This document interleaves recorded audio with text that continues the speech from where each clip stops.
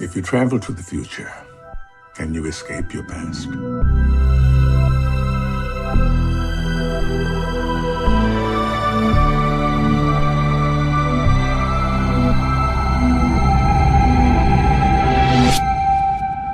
Hello and welcome to a bonus episode of Anthology, presented by ObsessiveViewer.com. I'm your host, Matt Hurt, and if this is your first time listening, Anthology is a podcast where I review The Twilight Zone as a first-time viewer and other classic and contemporary science fiction anthology series.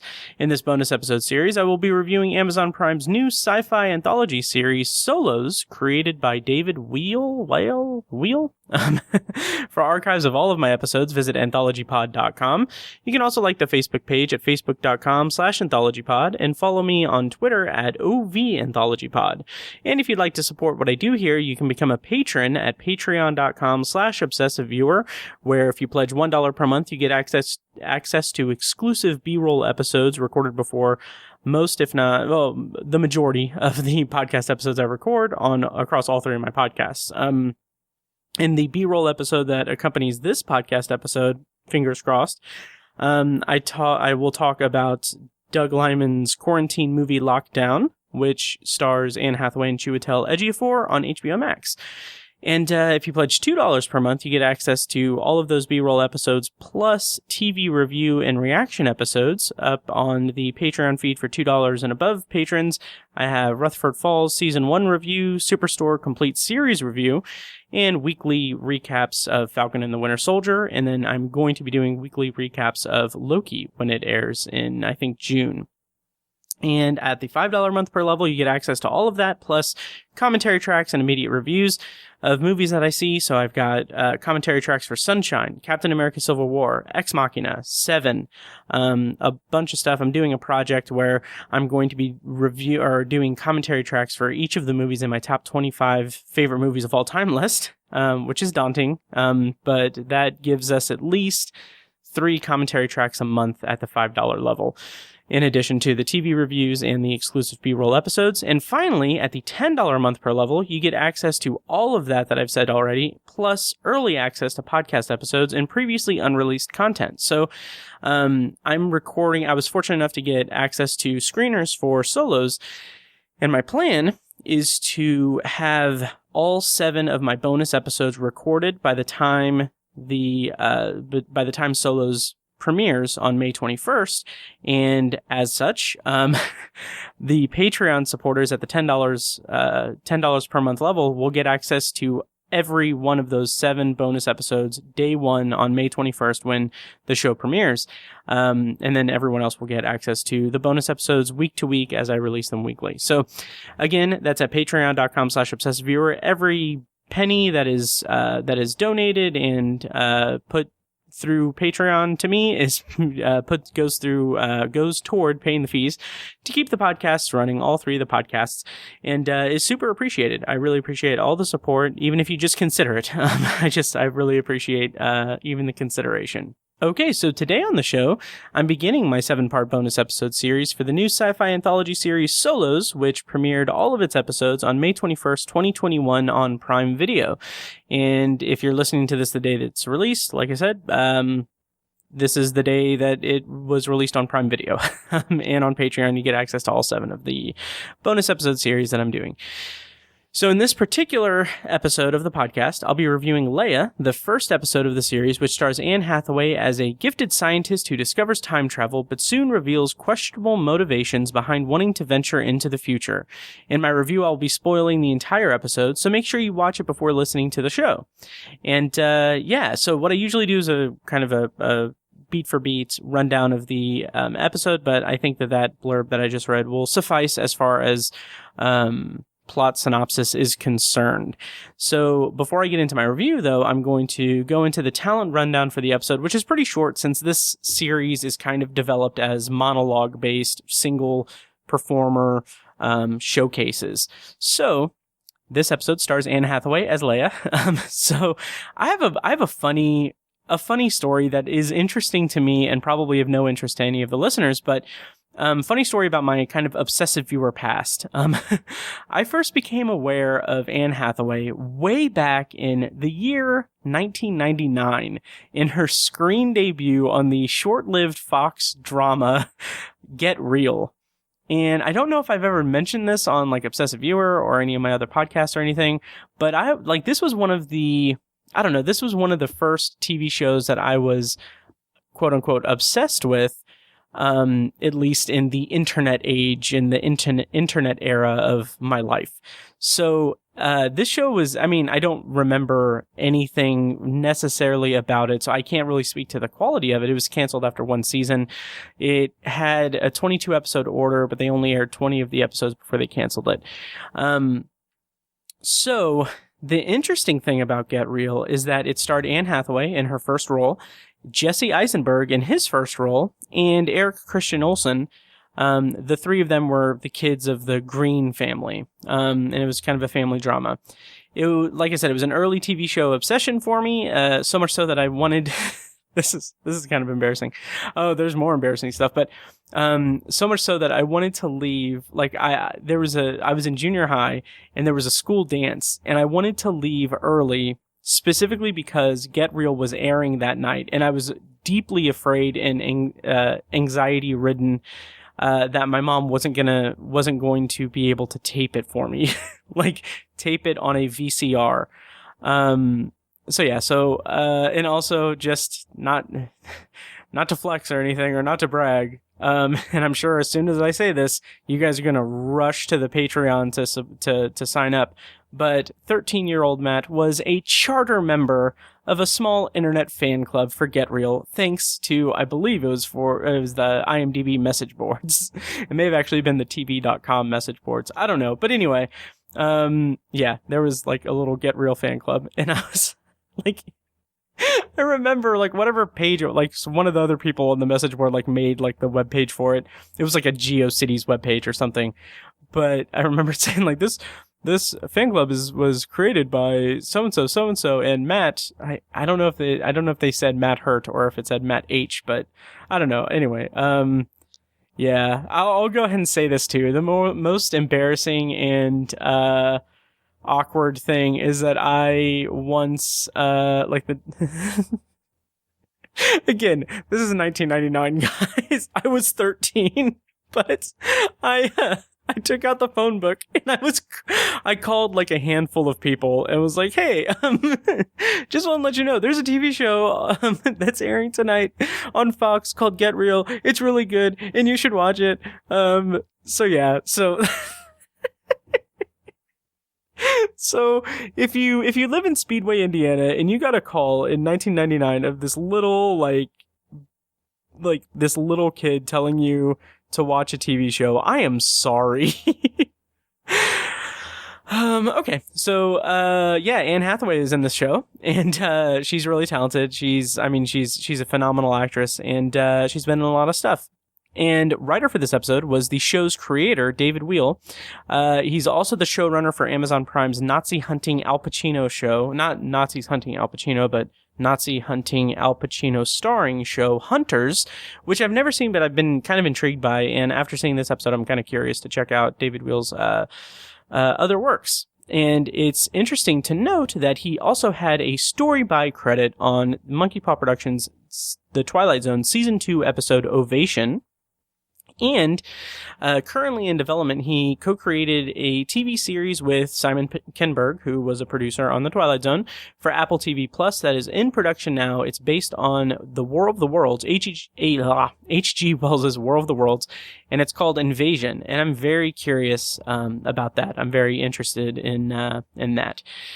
And while we're talking about the creator of the show, there is an interview that he gave, kind of a feature on TVinsider.com, and he kind of had some quotes to share about the show, and I'm going to kind of run those down. I'll put a link to the full article in the show notes. It also has a gallery of images and everything. So he's quoted as saying, quote, "Each piece of the show centers around an incredible actor who will be at the helm of the episode, guiding viewers through this beautiful story." And he says, I think less is more with this piece. And I'm kind of interested in that because I am reviewing these as I watch them. So I have access to all 7 episodes, and I've watched the first one a couple of times, and now I'm recording the episode, and then after I finish recording this, I'm going to watch the second episode, and so on and so forth. And I'm really, really hoping that I get all of the reviews recorded before May 21st, so I can fulfill that promise to the Patreon supporters at $10, at the $10 level. Anyway, and he also said, in regards to the show's inspiration, he said, quote, "I always wanted to tell these long-form monologues. I wanted to tell stories the way that I first heard stories and fell in love with them, which was one individual telling a singular story in one environment, whether that was my brother telling ghost stories around a campfire or my grandmother telling me her experiences of the war around a bowl of chicken soup at her kitchen table. I so long sought to express and create stories like that." And on the subject of the primary aim of the show, he said, quote, "It was to allow the viewer to feel like the person on screen is speaking just to them. It's about familial relationships. It's about hopes, dreams, desires, loneliness, and solitude." And then the final quote that I pulled from the article is that he said, "These short stories are centered around a very unique individual, all set a few minutes in the future, and there are some pronounced and more subtle connections between these characters that I think will be fun for an audience to discover along the way." Again, you can check that out at tvinsider.com. I'll put a link in the show notes, of course. But those kind of statements, having only watched one episode, and these are like 30-minute episodes, at least the first episode was, I'm very intrigued to continue watching this show. I'm very intrigued about the kind of central theme of the entire show and everything, and especially in light of the pandemic and the COVID-19 pandemic and everything. I feel like this type of show, the themes that he's playing with, the ideas that he's presented in these quotes, are things that are going to resonate a lot with viewers, especially, while we're in a pandemic and everything. So I'm kind of curious to see where the show leads. And so director for this episode was Zach Braff, who is known for Scrubs and his directorial efforts of Garden State and Wish I Was Here. This was kind of surprising when I saw his name pop up in the credits, and pretty cool. Okay, so that's the talent rundown. Like I said, it's pretty short because this is a pretty small production and everything with only one actor in it. But having said all of that, having run down the talent, I'm going to go into my overall thoughts on this episode. And so, after a single viewing of this episode, I made these notes, and I was really intrigued and excited to dive into the rest of the show. And I kind of feel like the strength of this episode is contingent on the power behind Anne Hathaway's performance. Like when you have an actor of Anne Hathaway's caliber in a role where she's the only performer, it really gives her room to explore the character and bring a lot of pathos to the role. And on that same note, the time travel device in this episode was pretty good and has some interesting turns of the plot along the way, but I was mostly there for the emotional catharsis and the human element of the story. And I really hope that the rest of the series continues to explore that angle. And judging from David Wheel's quotes from that article, I'm very much looking forward to discovering more of the show. And the kind of closing thought on my overall thoughts is that this had the feel of a very high quality short film that you'd see on the film festival circuit, since it doesn't get bogged down in the science fiction of its plot device and instead uses it as a backdrop for character development. And that's something that I just found so charming and beautiful in the episode. And I don't know if that's because I am just genuinely so enamored with kind of like the indie film festival circuit, after years of covering Heartland Film Festival here in Indianapolis, and as well as Indie Film Fest in Indianapolis as well. I kind of have this really deep admiration for independent filmmaking and indie films and indie filmmakers.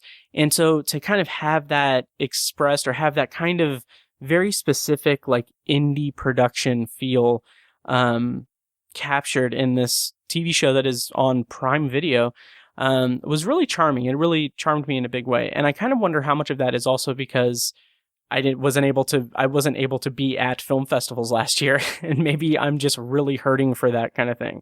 Which, by the way, as I'm recording this, Indie Film Fest is currently going, and I'm very proud to say that I am a juror on the American Spectrum um, category of films. So I'm super excited to dig into those films there. So, okay. So those are my kind of broad thoughts on Leia. And now I'm going to go into my full review. So again, spoilers on for Leia. So if you haven't watched the episode, go check it out and come back and listen to it at this point. But there's your warning. Spoilers on for Leia. So it opens with a voiceover from Morgan Freeman. He says, "If you travel into the future, can you escape the past?" And I found that really interesting because Morgan Freeman doing the voiceover was pretty unexpected to me. Like, I know that he plays a character named Stewart in an episode. In fact, it's the seventh and final episode. So presumably, I'm assuming that he'll do a voiceover to introduce each episode and have like a little log line for each one. And I'm into that. I think that's pretty cool. I am curious what that means for his character specifically. Like, I wonder if that is going to give some interconnectivity to all the episodes, and that his episode is going to reveal something about his particular character that connects everything. Even if that's not the case, I just wonder what is special about his character and what's special about his episode specifically that gives him the specialty of being narrator. And I say that aside from him being Morgan Freeman. I mean, he is a legendary voiceover person. Like he's a legendary actor who is very much known for his voiceovers and everything. So after that, we get kind of a display of the title of the episode. It just says Leia. Each episode is named after the central character, which I'm cool with. And the opening shot of the episode is Leia working in the basement. It's very cluttered with electronic panels and lighted lights and everything.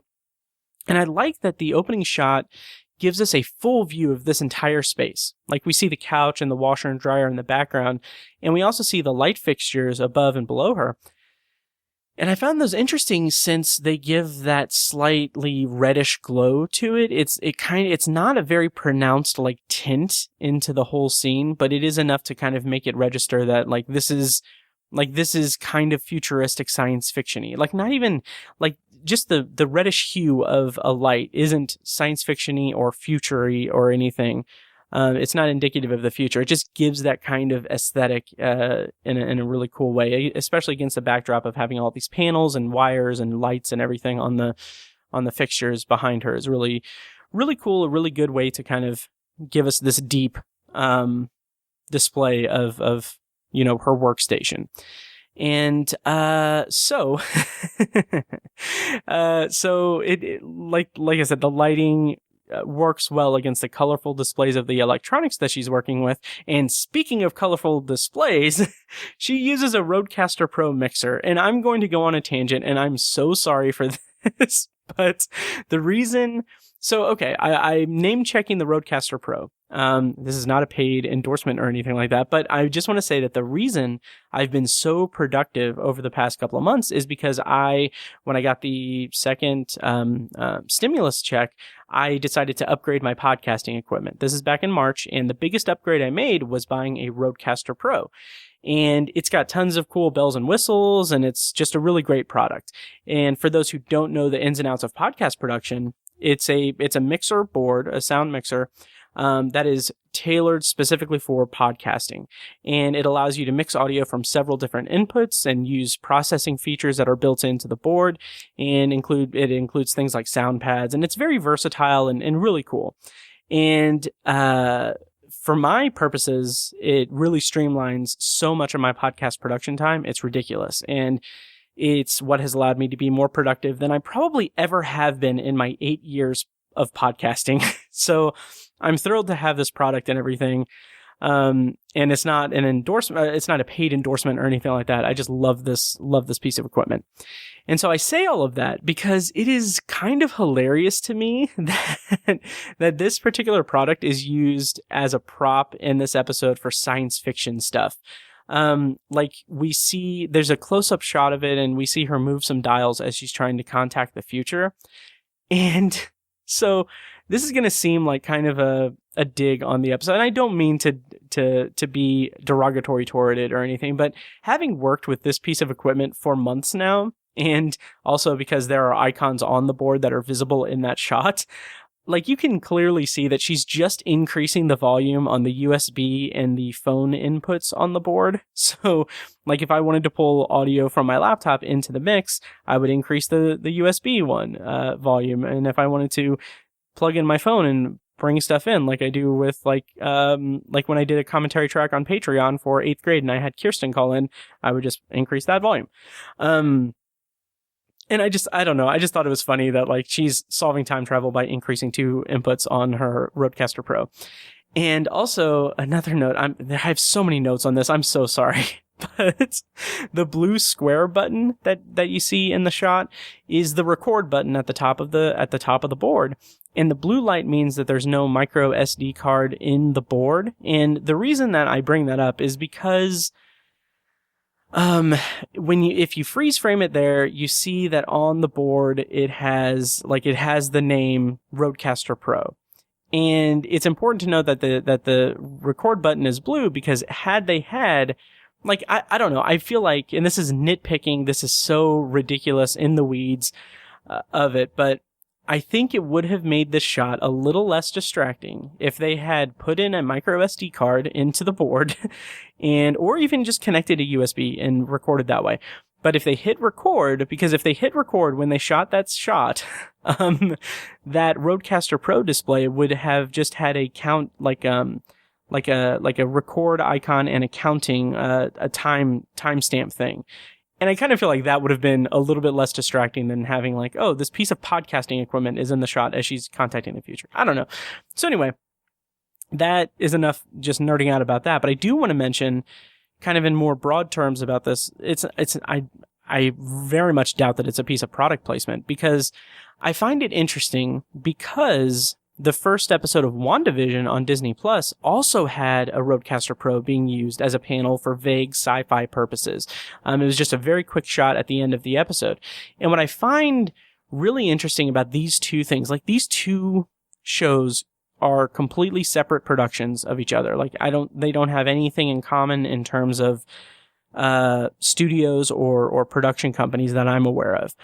But it makes sense that TV productions would use a Rodecaster Pro for like science fiction paneling purposes and stuff because it is so colorful and it bright and everything and it looks futuristic. But I also have a theory about that. So, if you'll indulge me, both WandaVision and Solos were in production during a pandemic. Like obviously 2020 was garbage dumpster fire and everything, but it was a pandemic year. And because of the pandemic, there were a lot of restrictions and a lot of just scaled back productions and everything. And on that note, it stands to reason that shows maybe didn't have as big of a crew for set design, prop departments, etc. Likewise, because of the pandemic lockdowns and quarantines, 2020 saw a lot of people creating podcasts, and undoubtedly that led to a rise in purchases of this particular piece of equipment because the Rodecaster Pro in the podcast world is extremely popular and viewed as, it was in 2019, I think is when it came out. When it came out in 2019, it was viewed as a total game changer back then. Like this is a mixer that is specifically built for podcasting. And it's also been co-opted by streamers and everything, but this is specifically for that. But like, just to note, like there are mixers on the market that are kind of more tailored toward music production and everything that you kind of can use to do. Like, in order for me to get some of the features that are built into this with just a cord that you plug in, I would have to do just a ton of different crazy things with the mixer that I had before. So anyway, the final piece about this, and I promise I'll go back to reviewing the episode. This ran so much longer than I thought it would. I find it also interesting because I have a theory. I don't know how much weight this theory would have, but the director of this episode, Zach Braff, just happened to launch a podcast in March of 2020 with his Scrubs co-star Donald Faison about their work on Scrubs called Fake Doctors, Real Friends. And so I'm wondering, like, is this Zach Braff's own piece of podcasting equipment? So Zach, if you're listening, let me know. Okay, enough of this sidetrack. I'm so sorry, but back to the show. So Aside from the colorful display of the Rodecaster Pro, I really want to compliment the set design for this episode. Like, this cluttered display of wires and electronics, it gives off such a strong, like, Back to the Future vibe, and it does such a great job of visually telling us just how much Leia's work consumes her entire life. And before knowing, like, what the meaning is behind that or what the reason is behind that, we just know that this is all encompassing for her entire life. This is her passion. And also we get a cool piece of future tech with this orb recorder thing. I think that's pretty neat. It kind of feels like a kind of Philip K. Dick-esque futuristic piece of future tech. And so as she's speaking into this orb, which I'm gathering to assume is a recorder, that may or may not be linked to the Bluetooth connection on the Rodecaster Pro. She's talking kind of to herself. It's kind of a little scattered, and she references the Verizon "Can You Hear Me Now" commercials. And, like, it's kind of a fun recurring bit, and it comes back into play a couple of times in different contexts, but ultimately, I don't know, something about it just doesn't really land for me personally. Like, it seems like a little bit of a stretch of a reference point to make, and it seems like only designed to call back in a fun way. And even though it's called back, like, it still kind of seems like a little bit of a forced purpose behind having it. It just seems a little bland to me. So she moves away from her workstation. She sets the dryer while she's talking into the orb. She mentions, I thought this was kind of funny. She mentions how, like, LeBron went to another team or whatever, and Trump fled to Russia, which I thought was kind of funny. And so she sets the clothes in the dryer, and she sets the timer on the dryer. And so throughout the rest of the episode, there are shots back to the timer on the dryer. And it kind of goes back to show us how much time has elapsed and everything, and how much time is left on the dryer. And ultimately, that kind of felt a little unsatisfying. Like, on one level, it slightly is reminiscent of the opening sequence of Scream, which is one of my favorite movies, with the popcorn popping as the tension mounts as Casey's getting the calls from Ghostface. And that's a loose connection. That's kind of my brain trying to attribute some kind of purpose behind that, because the showing us this timer on the dryer is kind of giving off this ticking countdown effect for the story, and we don't really know what it means as a countdown effect. Like, it ultimately becomes kind of superfluous. It doesn't really matter in the grand scheme of things. But as I was watching this episode for the first time, I was under the impression that the dryer being run while she's doing her experiments were actually what solved her time travel problem, and that the end of the dryer, like the timer of the dryer going off, would break the connection and she wouldn't have access to the future. That's what I was kind of thinking that it would lead to. Ultimately, that is not the case, and it's ultimately just kind of a completely, like, neutral, non-starter of a kind of ticking countdown effect. I don't know. It just didn't really work that well for me. So Leia gets a call from her sister Rachel, and the kind of just translucent phone reminds me a lot of the hand terminals in The Expanse, at least the first season. I've only watched the first season. I love the books, though, which is funny because that show is also on Amazon Prime. So Rachel kind of derides Leia about her stupid time travel project, and Leia bounces back at her and is like, well, I have funding from private trillionaires and trillionaire investors who race yachts. And these lines of dialogue are kind of quippy and fun to an extent. But then the conversation kind of turns a little bit where Rachel's talking about their mother. And this is the conversation that establishes that Leia is using her work to avoid her taking care of her mother. And Rachel references on the call that she can't look after their mom next Wednesday because her, I think she says 23andMe rescheduled, and she mentions that he's my perfect chromosomal match. And I thought that was a really interesting piece of world building, and I'm curious if it will be part of a plot in another episode, because it really has that feeling of being an anthology series Easter egg that is like, for instance, the kind of thing that causes a lot of Black Mirror posts about, oh, what is every episode interconnected in Black Mirror? Like, it's just an anthology show with Easter eggs. It's fine. So, so then Leah speaks to her mother because her mother is asking for her with Rachel. And the music shift when she starts to speak to her mother is very somber, and it really completely shifts the tone of the episode as Leah starts speaking to her mother. And it's just really great. It really brings this part of the story to the forefront and also clues us into her reasons for being so obsessed with her work.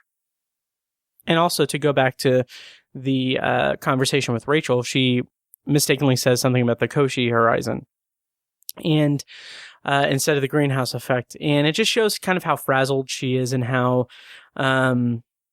just scatterbrained she is because of the work that she's doing is so all-encompassing. So after the phone call, she returns to speaking into the orb, and she references the Cauchy horizon again, which the Cauchy horizon isn't explained in the episode, and it doesn't need to be. It's just I don't know if it's a real thing, but it's also just like, oh, science fiction, mumbo jumbo. It's fine. So then she has that quintessential science fiction time travel story breakthrough moment. So she rushes back to her workstation and starts typing stuff. And I really like the effect of this where the lights start flickering and brightening. It's kind of a cool production design choice to represent the space-time continuum, kind of going haywire and reacting to her breakthrough. So as she's typing stuff, she increases the volume on the Mic 2 XLR input on the Rodecaster Pro, because obviously that and the Cauchy Horizon are the key to time travel, apparently. Okay, so that's a joke, but to be fair, this does actually make a little bit more sense for her to increase the volume on a piece of sound equipment here, because she is kind of communicating with the future. But I don't think the levels on the display showed that it was increased. Anyway, so against all odds, she makes contact with her future self. And this is where the show really takes on that short film vibe. Like, I have seen so many short films at film festivals that are just like a single character piece where they are reflecting on their lives and everything. And this just has that ambiance to it, that aesthetic. And I'm really, really into it. Like, it's not a bad thing by any stretch. I just really like that kind of overall aesthetic. And as she's talking to her future self, she experiences the embarrassment by making her own callback to the Verizon commercial. It's awkward. Again, I'm not a fan of this particular beat or this bit that's done in the episode, but it does bring them together and serve a purpose in the plot in terms of like bringing them together and bringing them back onto the same page as they're communicating with each other. So I don't know. I could take or leave it, but it's fine here. So again, I really like that kind of translucent screen design of the displays, and I like the way that they're structured, because we're going to get past Leah on one screen and future Leah on the other. It's a really cool design and set design and everything. And I really found this early conversation with her future self kind of charming. It's kind of fun with all the pop culture references about time travel movies. They name check a lot of movies that I'm a fan of, particularly Endgame is a lot of fun. I really like this kind of back and forth between them about 13 going on 30 and everything. And then it is interrupted by a phone call from her mother. And I really like the way that this is shot and depicted, because present Leia turns around, answers the phone, mutes future Leia. Future Leia kind of very sneakily unmutes the screen. And this is where I'm going to go a little bit into a little bit of depth here, but I really like the way that this episode explores like concepts of guilt and conscience and grief in certain respects. It uses this time travel device as a means to explore Leia's mental state in the past, the present, and the future as it relates to her mother's ALS diagnosis and battle with ALS.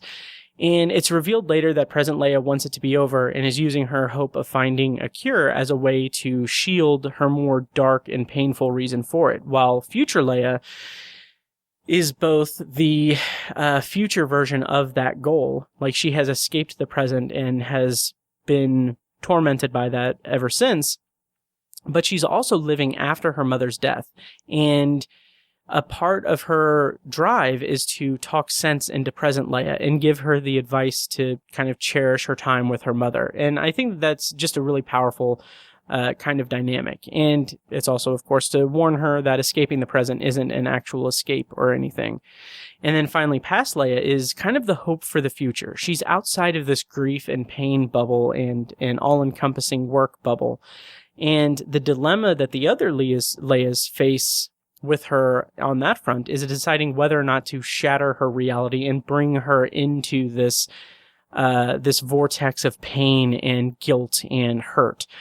And I just found that to be a really interesting way to kind of dive into the different mental states and different points in this character's life as it relates to her mother's illness and her working toward just caring for her mother and everything. I really like the way that this episode is structured that way. So present Leia gets ready to travel into the future. Like you can tell she's immediate, like she's ready for it. She's done waiting around. She wants to go. And that's when future Leia lets it slip that she's actually in 2019 in the past. And I really like the little subtlety in the dialogue to this. So future Leia says that she's in quote unquote our basement. And she says that present Leia should tell mom because mom's going to be worried. And so present Leia is like, wait, you're not happy. You're in 2019. You're not happy. You're dumb. And I really like future Leia's like 2019 act because she rapid fires a bunch of like just, really annoying, cliches. But I really love the last one where she's like, I'm pretty sure 2020 is going to be my year. Which has a double piece of just funny humor to it because I mean, that's just a really cliched and annoying thing for anyone to say. But also the fact that 2020 was 2020 is kind of funny, I guess, in a dark way. So then it gets into kind of this childish humor banter between the present and future Leias. Here as future Leia is pretending to be past Leia. And it's a little much, but it's not bad. In particular, the kind of riff about the Game of Thrones ending discussion, it's kind of fun, but all it really serves to remind me is that Game of Thrones is pretty much totally gone from the zeitgeist now. So in this context, it kind of seems kind of awkward. Like I don't know. It just seems kind of just a little bit forced. It kind of gives this impression of like writing this or like this episode is trying really hard to be relevant in terms of saying something that is relevant to the story and relevant to pop culture. And even though in 2019, where future Leia is purporting to be from, even though at that time Game of Thrones was big because it was heading toward its finale, here in 2021, it has completely been wiped off of the cultural zeitgeist. So it kind of seems like a forced pop culture reference in this context, despite the context of the time travel aspect of this episode. So, Leia then does some science stuff and gets in contact with the real past Leia because she's reversing something on it. I don't know, but I like how future Leia tries to stop her from it. And there's this frantic way that present Leia is reacting to her and reacting to what's going on. It's a lot of fun. Like Anne Hathaway, even though this episode does go into some dark and heavy emotional places, she still has a lot of fun with this role, and I really appreciate that in the performance. And so then she contacts real past Leia, 2019 Leia, and that's when it's revealed that future Leia is actually future Leia, and that's a fun turn. She explains that she wanted to stop present Leia from going there.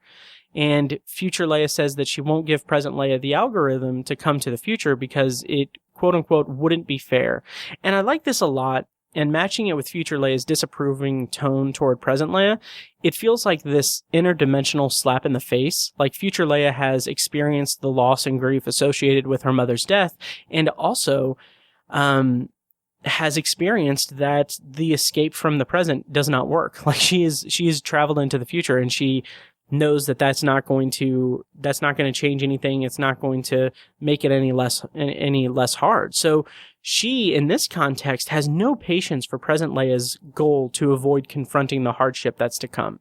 And I really appreciate that kind of subtlety in future Leia's kind of motivation in the episode. And then on the other hand, or on the other side, we have present Leia shielding past Leia from the truth about her mom's ALS diagnosis. And it just shows how much present Leia's entire life is consumed by her mother's illness and the pain of that. It's really, like, the present Leia stuff is really great acting by Anne Hathaway.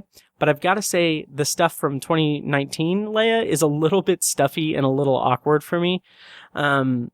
But I mean, the scenes in particular throughout this episode where Anne Hathaway is talking to Leia's mother on the phone are just dynamite acting sequences.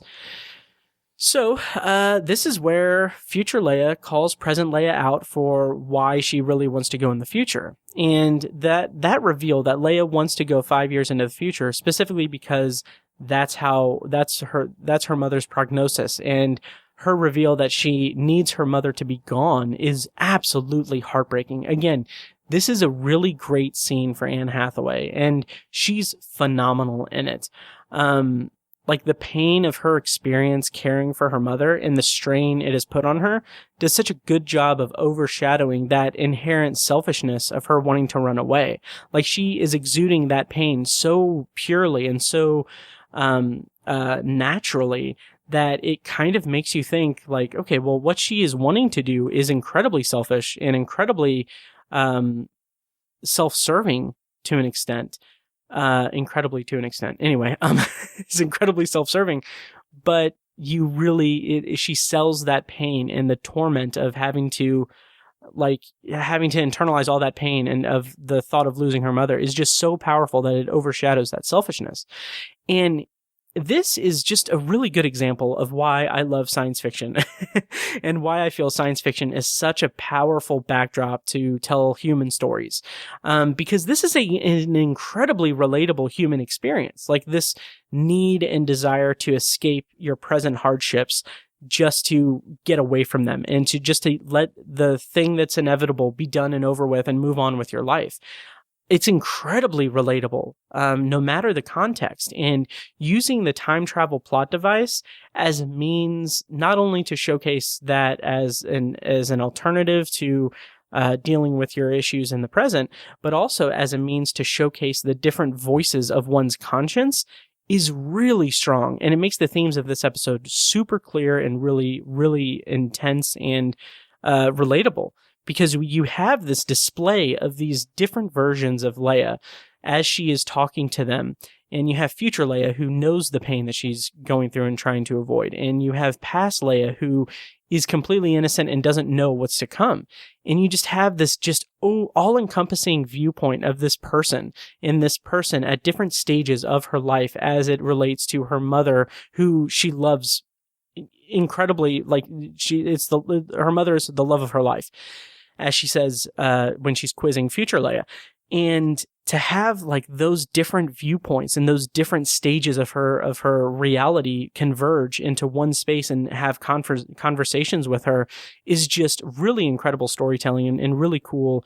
A really cool way to develop and really dig into the character and the catharsis that the character desires and reaches at some point. And so as future Leia is kind of, I guess, berating present Leia about wanting to run away from her mother's illness and everything, she says this line that I think is just heartbreaking. She says that no. Actually, this is present Leia saying how hard it is that's right. Okay, I'm sorry. So present Leia says that it is hard for her to deal with her mother's illness and everything because every day is a year. I think that's the context. I don't know. But anyway, that's just heartbreaking. And honestly, to get a little bit real, it reminds me a little bit of what I went through when my own dad was at his end of life stage. He passed away in 2016 of congestive heart failure. And so he had in-home health care and he was in hospice care like in home. And the last, like, as his condition was degrading, the nurses said, like, okay, well, this is where he's at now. This is his vitals right now. They're on a steep decline. You're going to have probably around 2 weeks left before, he passes. And so that triggered in me and my family this intense pain and heartbreak and everything, but also just like this round the clock kind of, we needed to be there. We needed to be with him. We needed to, give him water and morphine and everything kind of around the clock. It was very, very just hard on my whole family. And there was a bunch of external stuff that was going on it was the worst experience of my entire life. And, anyway, so I can relate to this episode in a pretty profound way, for this. So, Present Leia explains, or one of them says that, by the time her mother's diagnosed, there's no possibility for a cure. And, that's Present Leia explaining it to Past Leia, because she's shattering Past Leia's world. And Past Leia says, and because of the butterfly effect, you can't change anything without destroying everything. And then Present Leia says the best line of the episode that is filled with so much subtext and so much pain. She says, I need her to be a thing of the past so I can be a thing of the future. And holy hell, that is an incredible, incredible line and an incredible window into Present Leia's current kind of predicament, or her pain, because she can't. And again, it's it has this selfish tint to it, but it also has this relatability, or this relatable aspect, because it is an incredibly hard situation to find herself in. And the desire for it to be over is so painful to her, and that's expressed so purely and so clearly in Anne Hathaway's performance. I thought that line was just incredible and phenomenal. So then Present Leia has this epiphany that she didn't solve time travel, that Future Leia was actually reaching out to her. And she asks Future Leia, why did you do that? Future Leia says, because you need to accept you can't fix it. And I found this to be a really interesting turn, that Future Leia was the one reaching out to Present Leia. And it gives Future Leia an extra dimension in that she's suffering through the pain and the need to try to fix things and to change the past. But it's also her reaching out to Leia to course correct her into not becoming consumed by this goal. I found that to be really interesting and really cool. So Future Leia is the version of Leia that did escape it, and she learned she could never really escape. And she sacrificed the last time that she had with her mother so that she could gamble away a potential cure. And so when Future Leia tells Present Leia that she needs her to stay, this I found, I don't know if this is me just projecting something on here, or if this is an actual intentional thing, but I really found it interesting that when Future Leia tells Present Leia she needs her to stay, the soundtrack, like the score, very, very slightly feels a little bit reminiscent of the score from Interstellar by Hans Zimmer, which also features Hathaway and also deals with time travel and time dilation. And its main theme on its soundtrack by Hans Zimmer is titled Stay, which I thought was interesting that I made that connection when Present Leia, or when Future Leia tells Present Leia that she needs her to stay. And everything. I don't know. That could be nothing. That could be completely unintentional, but I kind of thought that was interesting. And so, then another powerful line, Future Leia says, just be there like I couldn't. And I thought that was beautiful. It's really exploring this humanity, this human connection, which is kind of the theme of this whole series, I think, in a really profound and interesting way. So then Present Leia decides to give the secret of time travel to who she dubs Baby Leia, which I kind of liked. 2019 Leia being like, I don't know how I feel about that, but she gives her the secret to time travel, and so that she can let her go as far as she needs to into the future to find a cure. And that is where everything kind of comes together, where thereby destroying the timelines that present and future Leia exist in. And so everything up until this point was really working really well for me. But this turn, I don't know. it's kind of presented as this selfless act by present Leia to secure the health and the future of her mother, which I get and I appreciate and I like on the surface, but it also kind of undermines this central theme of not running away from your problems and your grief and everything. It kind of feels like the catharsis of this episode should have been present Leia, like realizing that, okay, she has a finite amount of time with her mother. She needs to stop trying to fix things and just be present with her mother and like still keep her in her life for as long as she can. But it's more that she's just like, okay, well, I now have a loophole. I can sacrifice myself and my future self in order so that my entire past self could bypass this entire pain and everything, which I don't know. It seems a little counterintuitive to the kind of human element of the story. So 2019 Leia is frantic. She's like, I'm not ready. I'm not ready. And present Leia says, and you never will be, but it's time. And I like that. I like that line on the surface, even if I don't like the context of it. And I don't like the, how unsure I am about how I feel about the way that, it's coming into play in context of the episode. So anyway, future, Leia calls present Leia a fucking traitor.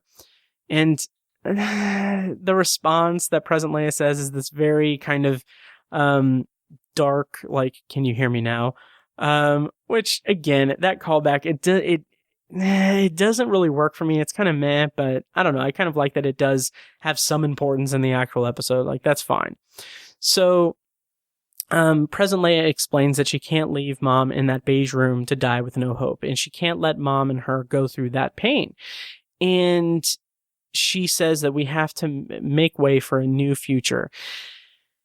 And again, I enjoy that sentiment. I think that is a profound kind of human kind of thing, but also it is kind of turning the character away from really reaching any kind of catharsis in the moment, which I'm not on board with.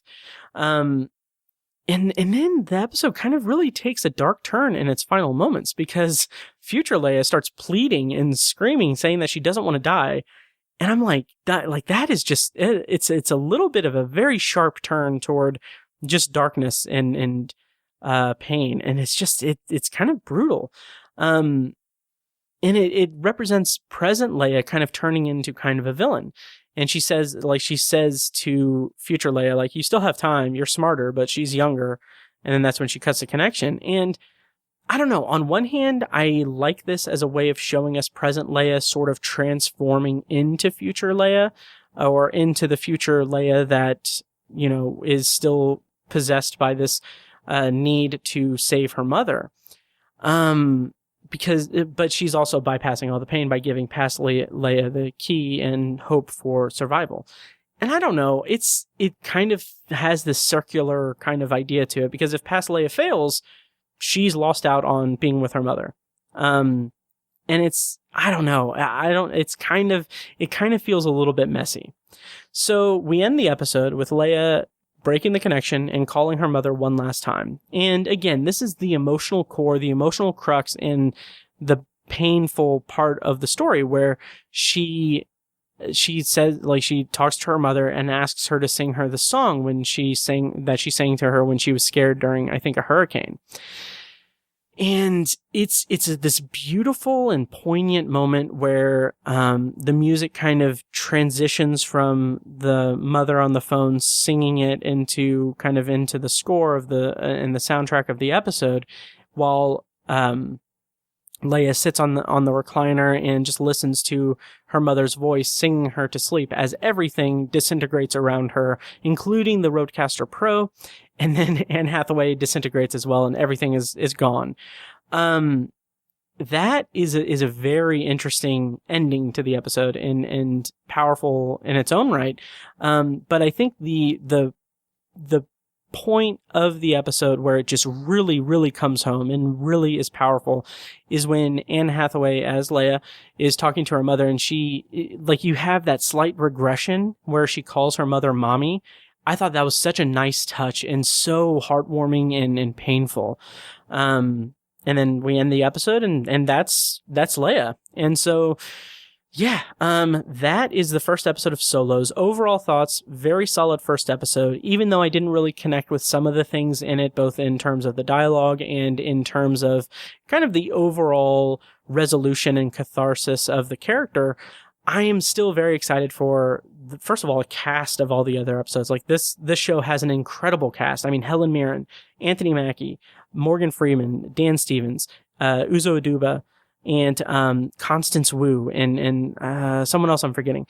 But yeah, it's just, I'm very excited to really dig into the rest of these episodes and everything. And I thought that this was a very solid first episode and a good introduction to what we're hopefully going to see in episodes to come. And speaking of which, so next time on the podcast, my next bonus episode of the podcast is going to be for episode 2 of Solos, called Tom, which stars Anthony Mackie. And I'm hoping that my Patreon B-roll episode is going to be me talking about the movie Synchronic, which is a movie directed by Justin Benson and Aaron Moorhead, who directed the Twilight Zone Season 2 episode with Joel McHale called 8 in Monkey Paw Productions Season 2 of the Twilight Zone. So that'll come next week. Again, if you pledge $10 or more on Patreon, you get access to every one of these 7 bonus episodes right out of the gate. So you don't have to wait a week to hear my next one, and then the one after that, and the one after that. You have instant access to all that.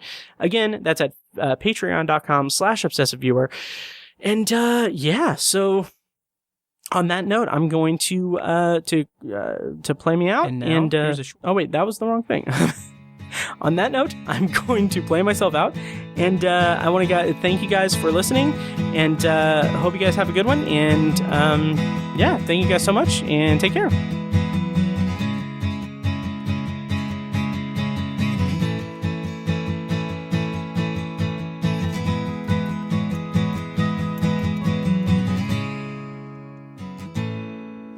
And now, here's a short clip from our Patreon-exclusive RSS feed. To hear the full clip and more exclusive Patreon content, go to patreon.com/obsessiveviewer and become a patron at the minimum rate of $1 per month. Thank you and enjoy. But the scene with Isaiah was the standout of the episode. But I will say that probably my second favorite scene is something we saw in the trailers and everything, them... I almost said playing with the shield, but practicing with the shield and everything. And the two of them outdoors, throwing the shield, catching the shield and everything. But the conversation that they had was like, I don't know why it didn't click with me, or why I didn't, it's one of those things that it's like, I didn't know I wanted this so bad. Sam talking to Bucky about Bucky's dreams or nightmares rather. And Sam, like, counseling him or consoling him and being like that outreach person, like the VA outreach person that he was in The Winter Soldier. Like, that was just, like, that struck such a chord with me. And that just really felt, like, so genuine and organic. Anthology is edited and produced by Matt Hurt and presented by ObsessiveViewer.com. For a full archive of our episodes, go to anthologypod.com/archive. You can also like the Facebook page at facebook.com/anthologypod and follow the show on Twitter at OVAnthologyPod. If you enjoy the show, please take a couple minutes to leave us a rating and a quick review on Apple Podcasts. This is the easiest way to support what we do, and all it costs is a little bit of your time. If you'd like to donate to the podcast, you can make a PayPal donation at anthologypod.com/donate or support us on Patreon for recurring donations and access to commentary tracks and B-roll audio recorded exclusively for patrons at patreon.com/obsessiveviewer. Every donation goes toward paying the fees to keep the podcast running and is greatly appreciated. Official Anthology merch, including shirts, mugs, phone cases, and more, can be found in the Obsessive Viewers TeePublic store. You can find a link to the store in the show notes of this episode and at anthologypod.com/donate. Or you can simply search for Obsessive Viewer at teepublic.com. For information about the Obsessive Viewer's annual live event showcasing short horror films from local filmmakers, check out shocktoberinirvington.com. And for an archive of all our events, as well as news about potential future events, head over to obsessiveviewer.com/live. For more podcast content, you can find our flagship movie and TV review and discussion show, The Obsessive Viewer Podcast, at obsessiveviewer.com, and on Twitter at obsessiveviewer. You can also find Tower Junkies, a podcast where Matt and co-host Tiny share their love of all things Stephen King and his magnum opus, The Dark Tower series, over at towerjunkiespod.com and at towerjunkiespod on Twitter. And finally, check out The Secular Perspective, Tiny's side project podcast, which tackles current events and life's big questions from the perspective of secular hosts Chad and Amanda at thesecularperspective.com. Bumper music for this podcast comes courtesy of As Good As It Gets, which can be found at facebook.com/asgoodasitgetsband. You can also find As Good As It Gets music on Spotify, Google Play, and iTunes. Thank you so much for listening, and we'll see you next time. Kitty!